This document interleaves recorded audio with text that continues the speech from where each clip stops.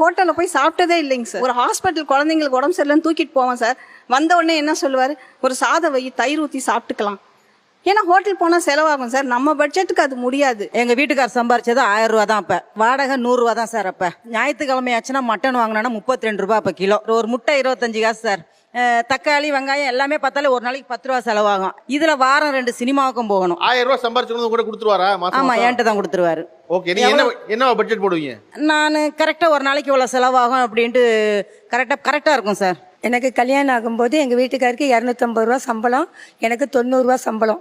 ஆனால் என்னுடைய ஹஸ்பண்டுக்கு வேலை உடனே போயிடுச்சு. கல்யாணம் ஆகி 1 வருஷத்துக்குள்ளே சஸ்பெண்ட் பண்ணிட்டாங்க. ஒரு போராட்டத்தில் சஸ்பெண்ட் பண்ண முதலாளி 5000 ரூபாய் பணத்தை கையில் கொடுத்து வெளியில் அனுப்பிச்சிட்டாரு. வேலை போனோடனே அவருக்கு ரொம்ப அப்செட் ஆகிட்டாங்க. வீட்டுக்கு வந்து என்கிட்ட சொன்னாங்க, 5000 ரூபாய் இருக்குது வசந்தா, இதை வச்சு என்ன பண்ண முடியும்னு கேட்டாங்க. நான் சொன்னேன், ஒரு வாடகைக்கு ஒரு இடத்த எடுத்து அதில் ஒரு அப்போ மிஷின் உங்களுக்கு தெரியும், ட்ரில்லிங் மிஷின் ஒன்று, ஒரு வைஸ் ஒன்று, கட்டிங் மிஷின் ஒன்று வாங்குங்க. அதுக்குள்ளே செகண்ட் ஹேண்டில் வாங்கிடுங்க. 250 ரூபாய்க்கு சைக்கிள் வாங்கினோம் சார். இன்னைக்கு வரைக்கும் நான் வச்சிருக்கிறேன் அந்த சைக்கிள், எங்கள் ஹஸ்பண்ட் வச்சிருக்கிறாங்க.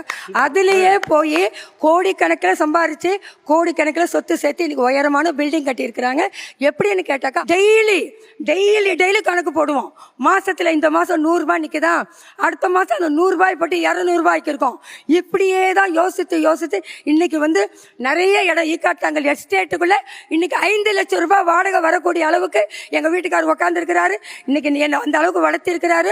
சஃபையர் தேட்டரில் போய் சினிமா பார்த்துருக்கேன் சார். நான் இன்னைக்கு அந்த தேட்டர் இல்லை.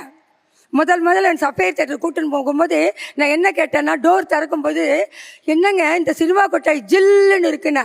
இன்னைக்கு சொல்றாரு அவரு, ஒரு சினிமா கொட்டாய் ஜில்லுன்னு இருக்க சொன்ன ஆளா வசந்தானி அப்படின்றாரு. அதாவது நாங்கள் சந்தோஷத்தை பகிர்ந்துக்கிறோம் சார். சஃபையர் தேட்டர் எத்தனை பேருக்கு தெரியும்?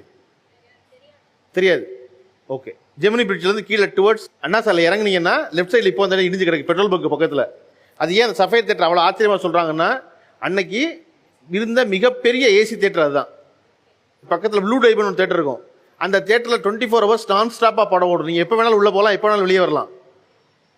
அப்படி பல புதுமைகளை உள்ளடக்கிய தேட்டர் இருக்காங்க. எல்லாருக்கும் ஆசை அந்த தலைமுறைக்கு சஃபையர் தேட்டரில் போய் படம் பார்க்கணுங்கிறது. இந்த தலைமுறைகிட்ட எதுக்கு பட்ஜெட் இருக்கோ இல்லையோ, வாரம் பியூட்டி பார்லர் போகிற கரெக்டாக பட்ஜெட் இருக்கு இல்லையா? அதை முதல்ல ஒதுக்கி வச்சுட்டு தான் மிச்ச வேலையை செய்யறோம் நம்ம. அப்படி ஒரு மாசமா எவ்வளவு செலவழிப்பீங்க நீங்க? பர்சனல் க்ரூமிங் அது எங்களுக்கு fixed expense. We spend around 3500 to 4000.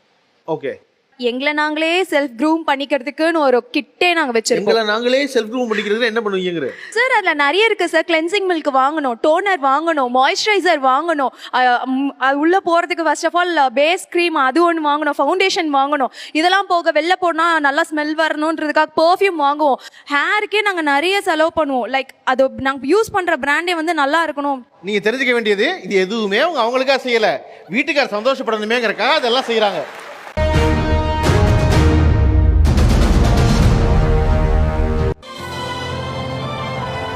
இப்போவே ZEE5 ஆப்பை டவுன்லோட் பண்ணுங்க. உங்க ஃபேவரட் ஷோக்களை எங்கேயும் எப்போதும் இலவசமா பாருங்க.